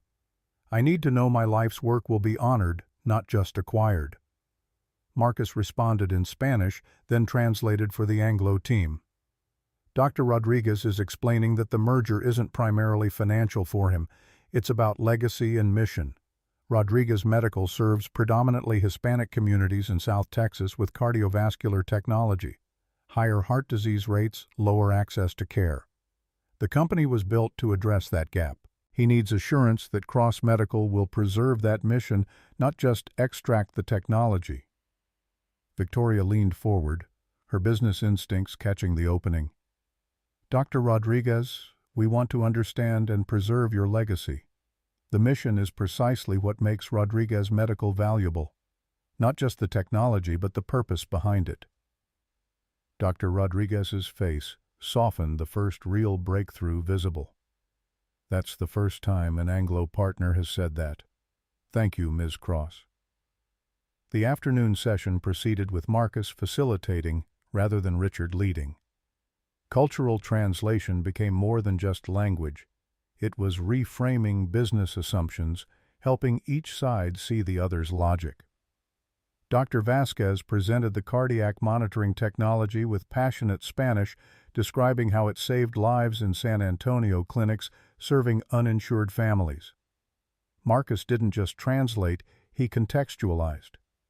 Dr. Vasquez isn't selling technology, she's describing mission. In Hispanic business culture, success isn't measured purely by profit, but by community impact. This technology is being used in free clinics throughout South Texas. That's Rodriguez Medical's legacy, what they need preserved. Nathan got it immediately, his expression shifting from transactional to genuine engagement. We're not just acquiring technology, we're inheriting responsibility to communities we've never served. That's valuable, but it's also a commitment we need to honor. The meeting ended with tangible progress, first real movement in 6 months of stalled negotiations. As they gathered materials, Dr. Rodriguez extended an unexpected invitation. My wife and I would be honored if you'd all join us for dinner tonight at our home. We're having a small family gathering, nothing fancy, just the way we like to do business in Texas, breaking bread together. Richard started to decline, but Victoria accepted immediately. We'd be honored, Dr. Rodriguez. Thank you. Marcus's phone buzzed as they left the building. A text from an Austin area code. Marcus, I'm in San Antonio. We need to talk about Emma. Tonight. Don't make me come to your hotel. Jennifer. The dread Marcus had been suppressing surged back. He showed Victoria the message. Bring her to dinner. Victoria's response was immediate and strategic. Dr. Rodriguez's home public setting witnesses. She can't make a scene there, and we can deal with her together. The Rodriguez home in suburban San Antonio was everything Marcus expected, sprawling, warm, filled with 3 generations of family. Kids playing in the yard, grandparents holding court on the patio, the smell of authentic Tex-Mex filling the air. Extended family numbered at least 20, maybe more, chaos and love, intermingled in ways Marcus hadn't experienced since Rachel's death. Emma thrived immediately, joining Rodriguez's grandchildren in a game whose rules seemed to change every 5 minutes. Dr. Rodriguez's wife Maria swept Marcus into conversation about education and art, discovering Emma's talent and immediately connecting her with their daughter, who taught at a local arts academy. 8 o'clock brought Jennifer's arrival uninvited, but not unexpected. Dr. Rodriguez, demonstrating the hospitality deeply embedded in Hispanic culture, welcomed her despite the obvious awkwardness. Any family of Marcus's is welcome. Please join us. Jennifer looked stiff and uncomfortable, her lawyer armor ill-fitted to this warm chaos. She sat beside Marcus, watching Emma play with children who'd accepted her instantly. She looks happy. She is happy. Marcus, we need to talk, privately. Victoria appeared beside them, protective instinct overriding social courtesy. Anything you need to say to Marcus, you can say in front of me. I'm invested in Emma's well-being. Jennifer's assessment of Victoria was clinical lawyer's eyes cataloging details. "You're the CEO, the one paying for all this." A gesture encompassing the trip, the hotel, the lifestyle Marcus could never have afforded independently. "I'm someone who cares about Marcus and Emma. That's what matters." The standoff might have escalated, but Dr. Rodriguez intervened with the wisdom of someone who'd navigated family conflicts for decades. In Hispanic culture, we have a concept, compadrazgo, chosen family. Not just blood relatives, but people who commit to each other, who become family through loyalty and love. Whatever your disagreement, remember, la familia es lo más importante. Family, whether blood or chosen, is what matters most. The words seemed to reach Jennifer in ways argument couldn't. She watched Emma laughing with Rodriguez's grandchildren. Marcus relaxed in a way she probably hadn't seen since Rachel's death. Victoria naturally maternal with Emma in ways that suggested genuine care rather than obligation. "Maybe we should talk tomorrow, when Emma isn't around." Marcus felt surprise and relief in equal measure. "Tomorrow morning, Hotel Restaurant 7. Jennifer left shortly after the crisis temporarily diffused, but not resolved. The dinner continued with warmth that Marcus had almost forgotten existed, the kind of family gathering that wrapped around you like armor against the world's harshness. Wednesday morning arrived with the weight of unfinished confrontations. Marcus woke at 5:30, dressed quietly, while Emma slept surrounded by the luxury of their suite, and made his way to La Cantera's restaurant, where Jennifer waited with coffee already cooling in front of her. She looked exhausted, her lawyer composure cracked enough to show the human underneath. When she spoke, her voice carried none of yesterday's aggression. "I need to tell you the truth, Marcus. A man named Richard Dalton contacted me 3 weeks ago. He had documentation emails from University of Oregon about your performance issues when Rachel was sick, reports about declining productivity, questions about your reliability. He presented it like you'd been fired for professional misconduct, like you were hiding failures, and Emma was suffering because of your instability." Marcus felt fury coil in his chest, controlled but present. "Those emails are from when my wife was dying, Jennifer. Context matters. I wasn't fired. I resigned to care for Rachel full-time because she needed me more than the university did." Jennifer's hands shook slightly around her coffee cup. "I know that now. But Richard made it sound convincing. He had your financial records, somehow showed me debt I didn't know about, painted a picture of Emma living in poverty while you pretended everything was fine. He even offered to pay for my attorney, said he was a concerned citizen trying to protect a child." The manipulation was expert layered, designed to exploit Jennifer's genuine love for her sister's memory and concern for Emma. Marcus recognized Richard's handiwork in every detail. "Last night at the Rodriguez home, seeing Emma so happy, you so confident, Victoria so protective, I realized Richard lied to me. Or at minimum, he twisted truth into something unrecognizable." Jennifer pulled out her phone, scrolling to show Marcus an email chain. "This is from Thomas Warren, the lawyer Richard connected me with. He's been pushing custody proceedings, said we had a strong case, kept talking about Emma's best interests. But Marcus, I don't think he ever cared about Emma. I think someone was using me to hurt you." Marcus read the emails, seeing the architecture of Richard's attack laid bare. The timing was too perfect, reaching Jennifer just as Marcus started at Cross Medical, feeding her information designed to maximize damage, offering resources to make the threat credible. "I'm withdrawing the custody claim completely. Thomas is filing paperwork this morning. Marcus, I'm so sorry. Rachel would never forgive me for this." The apology landed with unexpected weight. Marcus had prepared for battle, for legal warfare that would drain what little resources he'd accumulated. Instead, he found himself facing Jennifer's genuine remorse. "I want a relationship with Emma, as her aunt as family. No legal claims, just connection. Can we try that?" Marcus studied Rachel's sister, seeing grief and guilt in equal measure. She'd lost Rachel too, had been grasping for control in a situation where loss was the only certainty. "We can try, but Jennifer, trust isn't automatic. You'll need to earn it back, and that takes time." "I understand. Thank you for even giving me the chance." After Jennifer left, Marcus sat alone in the restaurant as early morning sun painted the hill country in shades of amber and gold.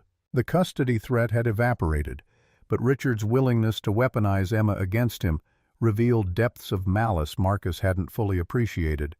This wasn't just office politics or professional rivalry. This was war. His phone buzzed with a text from Victoria. How did it go with Jennifer? She withdrew the custody claim. Richard manipulated her with false information. She was a weapon, not an enemy. Victoria's response came quickly. Emergency meeting. My suite 30 minutes. Bring coffee. When Marcus arrived, Victoria's suite held more people than expected. Nathan was there via video call from his room. Eleanor Hartley, a family law attorney Victoria had apparently contacted, joined remotely from her Boston office.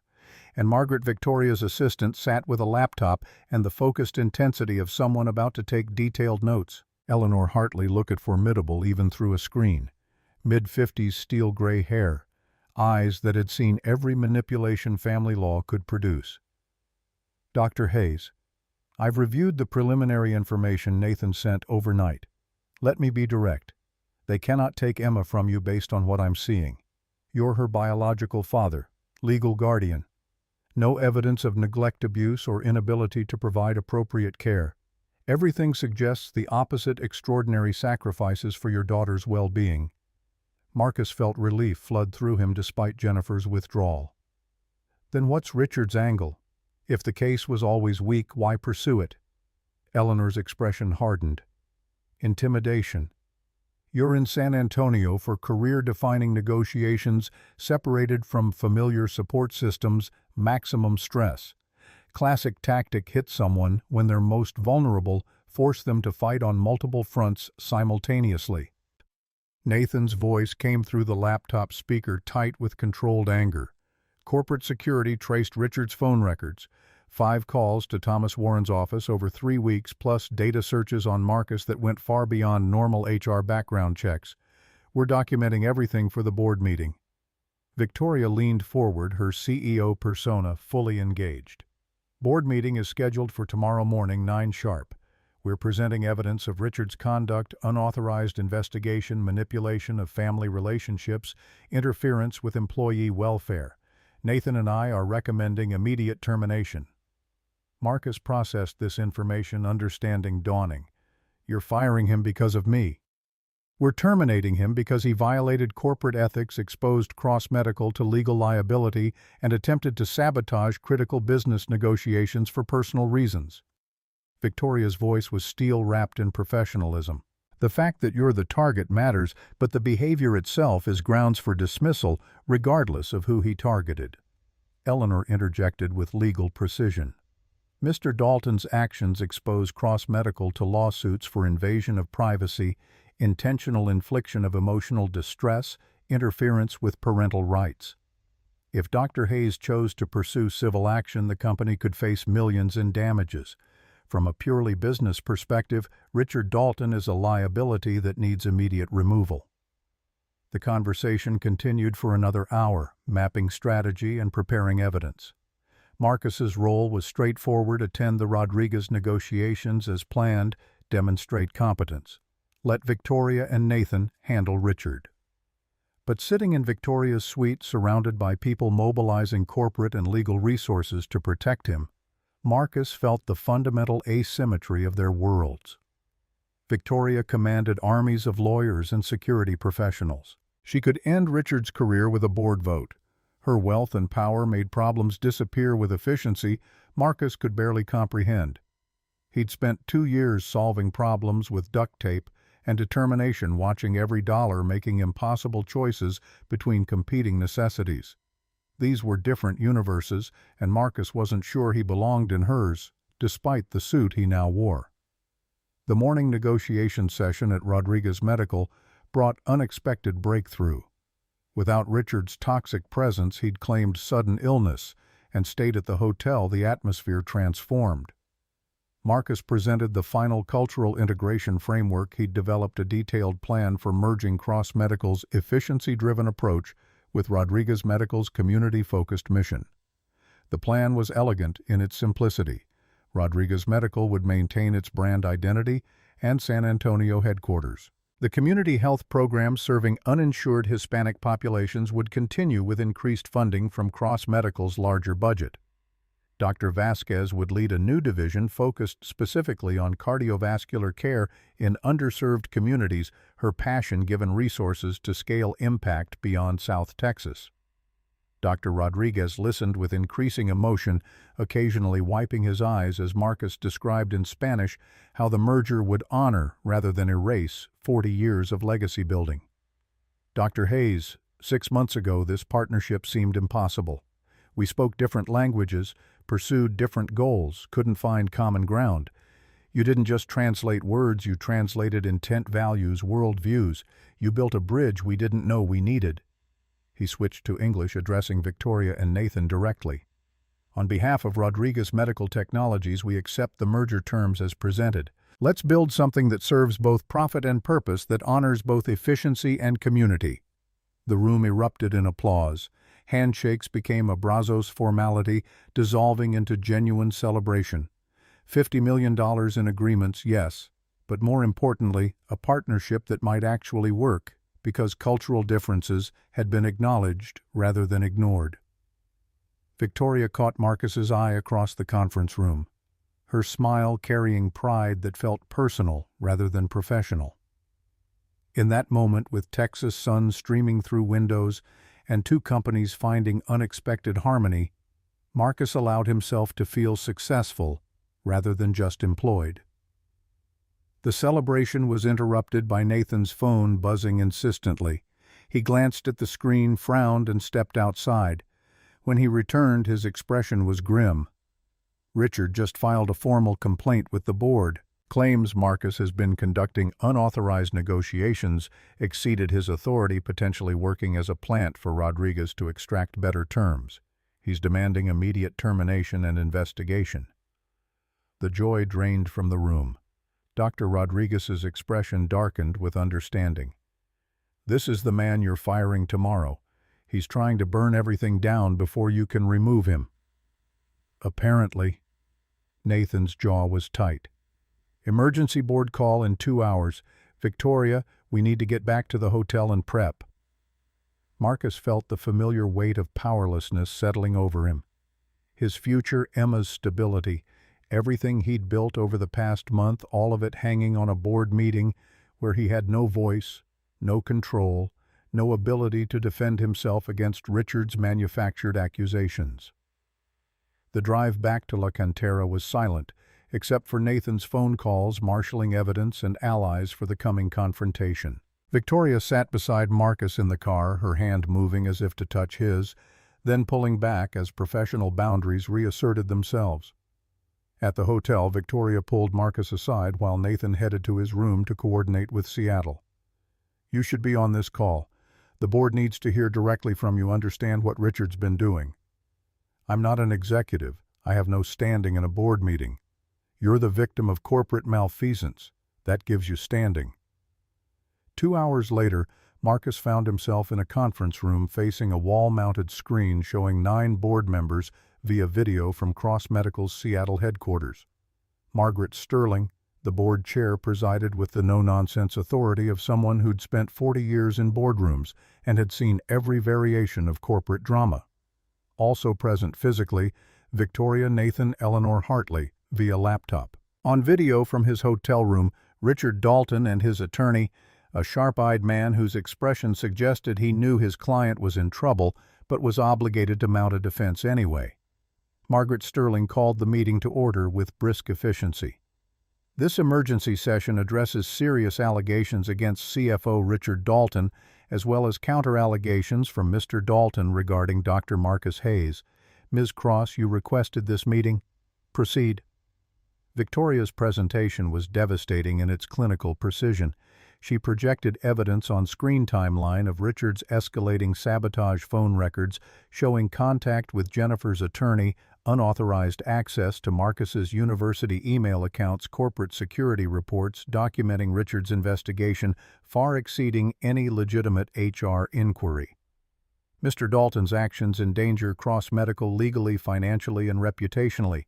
He attempted to manipulate family court proceedings against an employee. He forwarded proprietary negotiation strategies to outside parties. He created a hostile work environment intended to force Dr. Hayes's resignation. Each of these actions independently would justify termination. Collectively, they represent a pattern of conduct inconsistent with any executive role. Nathan followed with business impact analysis. The Rodriguez merger had stalled for 6 months under Richard's leadership. 3 months with Marcus as cultural liaison had produced more progress than the previous half year. Dr. Rodriguez had specifically praised Marcus's contribution and specifically questioned Richard's judgment.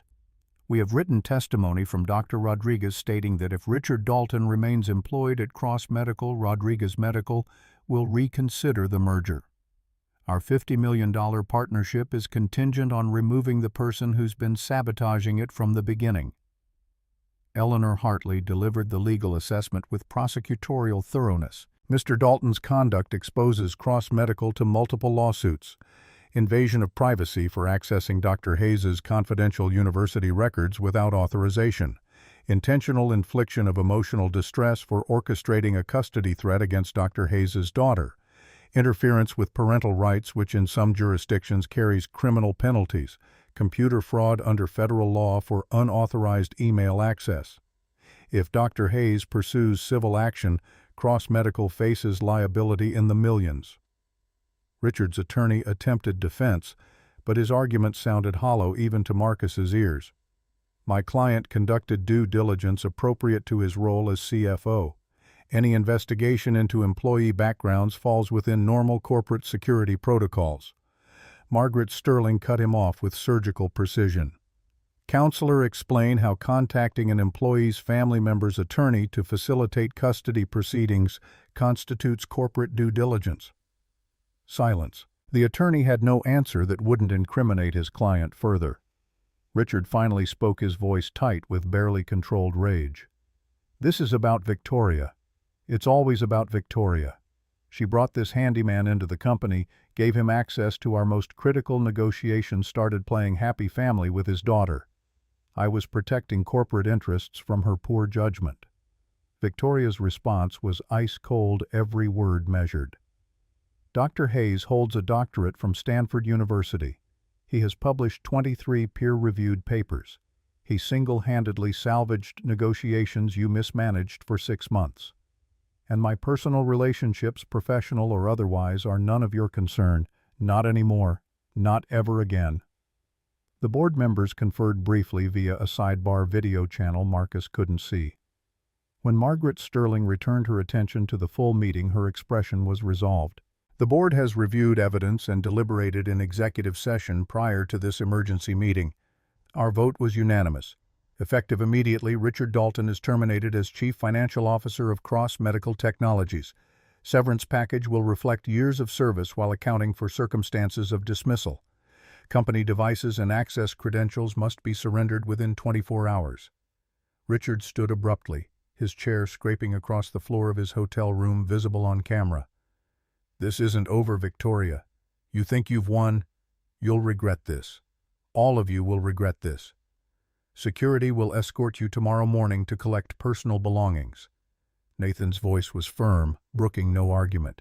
Don't make this worse than it already is. Richard's video feed cut out, leaving silence in its wake.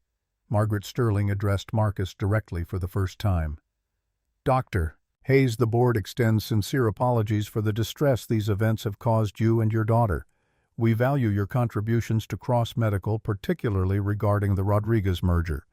A formal letter attesting to your character and professional conduct will be provided for any legal proceedings that may arise regarding your daughter.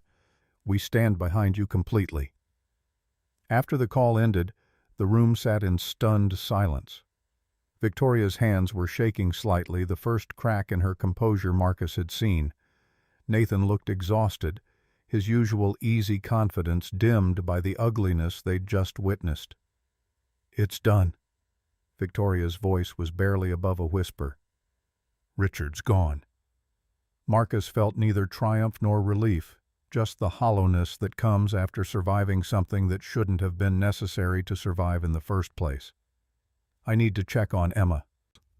He found her in the suite's living room, sketching in the art pad Victoria had bought her headphones on, oblivious to the corporate warfare that had been waged on her behalf. When she saw Marcus, she pulled off the headphones with a grin. "Daddy, look what I drew." The picture showed the Rodriguez family dinner tables full of people, kids playing warmth rendered in colored pencil with surprising skill for an 8-year-old. In one corner, Marcus stood with Victoria Emma between them, all three smiling. "It's beautiful, sweetheart. Can we come back here sometime? I like the Rodriguez family. They were nice, like how I imagine Mommy's family would be if they weren't always busy." The observation carried no bitterness, just matter-of-fact assessment of reality. Marcus pulled Emma close, grateful beyond words that she'd been protected from the ugliness happening in conference rooms and board meetings. That evening, Victoria knocked on Marcus's door after Emma had fallen asleep. She looked different, vulnerable in ways her CEO armor usually prevented hair-down makeup worn off by the day's stress. "Can we talk? Actually talk, not about business or Rodriguez or Richard." They sat on the suite's balcony, San Antonio's lights spreading across the hill country like earthbound stars. The conversation started professionally but drifted into territory neither had planned to explore. Victoria confessed her loneliness the way wealth and power had isolated her from genuine human connection. Marcus shared his fears about failing Emma, about whether he could ever truly belong in the world Victoria inhabited. "You asked me once why I offered you the job." Victoria's voice was quiet, almost lost in the evening breeze. "I said we both needed a chance to be better. But that wasn't the whole truth." "What's the whole truth?" "I saw something in how you defended Emma, how you chose dignity over anger, how you rebuilt your life from nothing because you had no choice. You reminded me that there are things worth more than quarterly earnings and market share. You reminded me what courage actually looks like." Marcus turned to face her, seeing her clearly, maybe for the first time, not CEO Victoria Cross, but just Victoria, a woman who'd built an empire and discovered it couldn't fill the emptiness at its center. "I'm falling for you, Marcus. I know it's complicated. I'm your boss. We've known each other barely 3 months. The timing is terrible given everything with Richard, but I can't pretend this is just professional courtesy anymore." The admission hung between them, honest and terrifying. Marcus felt his own defenses crumbling, the walls he'd built after Rachel's death proving permeable to Victoria's genuine vulnerability. "I'm falling for you too. Probably started in that grocery store when you apologized to Emma, when I saw past the expensive clothes and harsh words to someone capable of real change. But Victoria, I have Emma to think about. I can't risk her heart if this is just, it's not just anything." Victoria moved closer, their faces inches apart. "I've never felt this with anyone. Not even Richard when we were engaged. I'm scared because I'm good at business and terrible at relationships. I don't want to hurt you or Emma." "Then let's be honest. Communicate. Take things slowly. Figure this out together instead of separately." "Slowly sounds good." She kissed him, then soft and tentative, a question more than a statement. Marcus responded with equal care, both of them navigating unfamiliar territory where professional boundaries dissolved and something more human emerged. When they pulled apart, foreheads touching, Victoria whispered words that landed with unexpected weight. "Emma's right, you know. Rachel would want you happy." "You heard that." "She told me the other day. Smart kid, sees things adults miss." They sat together as San Antonio's night deepened, not talking, just being present in a moment that felt like beginning rather than ending. Thursday brought final negotiations and formal signing ceremonies. The merger paperwork was executed with all the ritual corporate America brought to $50 million deals. Champagne flowed despite the morning hour. Dr. Rodriguez gave a speech about bridges between cultures, explicitly praising Marcus's role in making the impossible partnership real. In Spanish we say, "La confianza es como un papel una vez arrugado, nunca vuelve a su estado original." Trust is like paper once crumpled, it never returns to its original state. But Dr. Hayes showed us how to smooth the paper, find new ways to build trust across different languages and values. This merger succeeds because of him. After the ceremony, Dr. Rodriguez pulled Marcus aside for a private conversation. "Marcus, I have an offer. Rodriguez Medical, or rather Cross Rodriguez Medical Technologies, as will be called, needs someone to lead cultural integration between our companies. Based here in San Antonio, working with teams in both cities.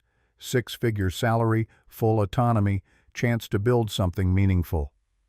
The offer was generous, professionally exciting, financially transformative. It was also impossible. "I appreciate that more than you know, Dr. Rodriguez. But I'm exactly where I need to be. Emma has stability in Portland and Seattle. Victoria and I are figuring out something that matters. And Cross Medical gave me a second chance when I needed it most. Loyalty isn't just a word to me, it's how I show gratitude." Dr. Rodriguez nodded with understanding. "Smart man, loyalty is rare. But if circumstances change, the door stays open." The flight back to Seattle Friday afternoon felt different. Emma sat between Marcus and Victoria, chattering about the week's adventures. Victoria had rearranged her schedule to fly commercial with them rather than taking the company jet, choosing connection over convenience. As they landed and Seattle's skyline came into view, Marcus realized how much had changed in 5 days. Richard was gone, his threat neutralized. Jennifer had withdrawn her custody claim and tentatively rejoined their lives as family rather than adversary. The Rodriguez merger was complete, his role in that success undeniable. And Victoria represented possibilities Marcus hadn't dared imagine since Rachel's death. 6 months later, September, brought the formal merger completion ceremony. Cross Rodriguez Medical Technologies announced itself to the world with a gala at Seattle's Four Seasons, 200 guests, including Rodriguez executives who'd flown from San Antonio, board members, employees, and press coverage from medical technology journals. Marcus stood on stage in a suit that actually fit, purchased with salary that no longer required choosing between groceries and electricity. His title had evolved to Director of Cultural Integration, Southwest Operations. Victoria stood beside him as CEO Nathan, as COO Dr. Rodriguez, representing the Texas operations. Victoria's speech was polished but personal, acknowledging Marcus's contribution in ways that made his chest tight. This merger represents more than business expansion. It proves that with the right people, cultural differences become strengths rather than obstacles. Dr. Marcus Hayes didn't just bridge two companies, he bridged two philosophies, two approaches to business, two visions of what success means. Without him, we wouldn't be here tonight. When Marcus's turn came to speak, he looked out at the audience, employees who'd become colleagues, Rodriguez team members who'd become friends. Emma sitting in the front row beside Chloe, Nathan's daughter, both girls wearing nice dresses and beaming with pride. Working with Rodriguez Medical taught me that excellence has no single definition. Anglo-American business culture values efficiency and decisive action. Hispanic-American business culture values relationships and community impact. Both are right. Both create value. The magic happens when we stop trying to convert each other and start learning from each other, when we build bridges instead of walls. He paused, finding Victoria's eyes in the crowd. 3 years ago, I lost everything that mattered except my daughter. I thought success meant clawing back what I'd lost: the title, the salary, the professional respect. But real success isn't recovering what you lost. It's discovering what you didn't know you needed. Family that chooses you. Work that matters. People who see your worth even when you can't see it yourself. The applause felt distant, less important than Emma's proud grin, or Victoria's smile, or the Rodriguez team's standing ovation. After the ceremony, Dr. Rodriguez approached once more with his standing offer: lead Southwest operations, relocate to San Antonio, build the cultural integration program from scratch. Once more, Marcus declined, though with genuine appreciation for the opportunity. "I'm where I belong. But thank you for understanding what matters isn't just the work, it's the people you do it with." The reception continued long into the evening. Marcus found himself surrounded by colleagues. Rodriguez executives praising his work, industry journalists asking about the cultural integration model he'd developed.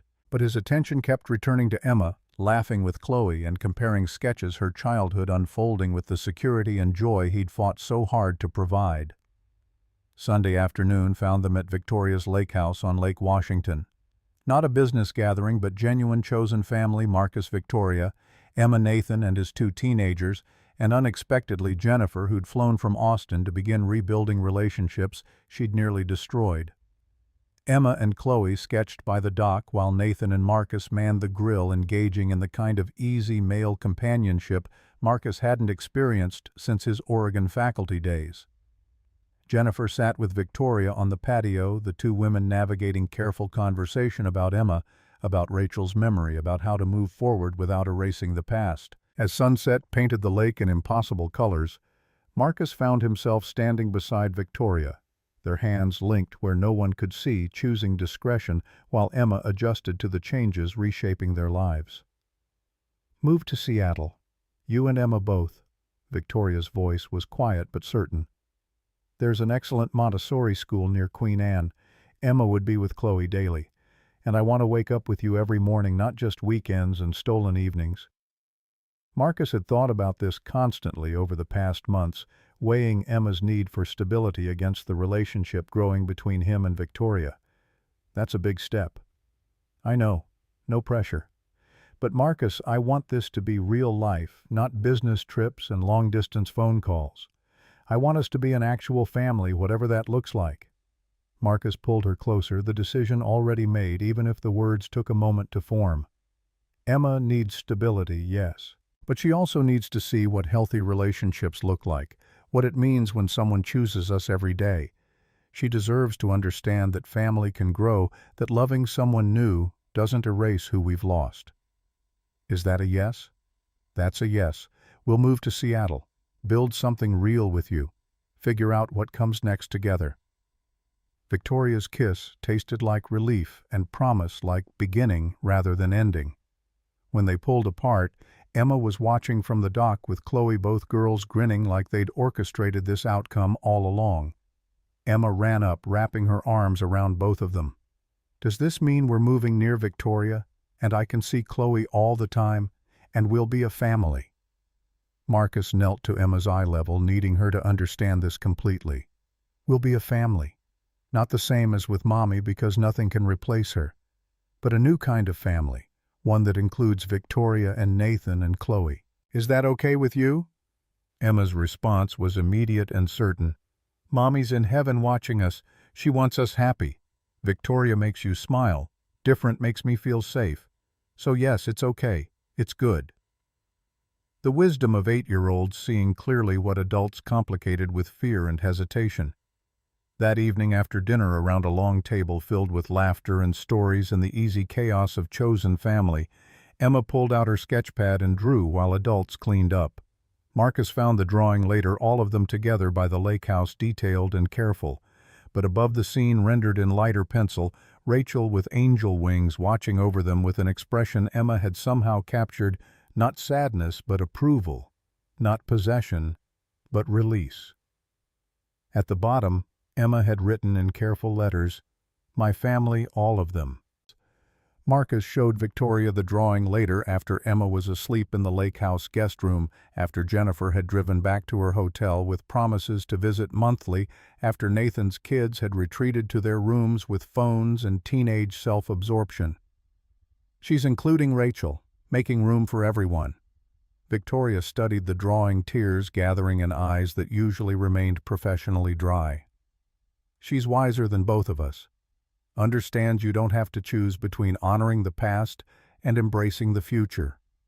You can hold both if you're brave enough." They sat together on the deck, Lake Washington, reflecting stars and shore lights, the future unfurling with both certainty and mystery. Marcus thought about the grocery store encounter that had started this journey the moment Victoria's cruel words in Spanish had shattered assumptions on both sides. "You know what I've learned." Marcus broke the comfortable silence. "Success isn't recovering what you lost. It's discovering what you didn't know you needed." I spent 2 years trying to get back to who I was before Rachel died. But that person doesn't exist anymore. This person, the one who fixes things and speaks Spanish and loves you, he's who I became through loss. And maybe that's okay. Maybe that's better than okay." Victoria turned to face him, fully moonlight catching the tears she wasn't hiding anymore. "I spent my whole life building an empire and wondering why I felt empty. Then you walked into my grocery store, challenged everything I thought about success and worth and what actually matters. You showed me that the right person isn't the one who makes life easier, it's the one worth fighting for, worth being better for, worth choosing every single day." The words hung between them, profound in their simplicity. These were the truths that mattered more than quarterly earnings or merger success or professional accolades. Family blood or chosen was what you built when everything else burned away. Love wasn't recovering what you lost, but having the courage to try again despite knowing how badly it could hurt.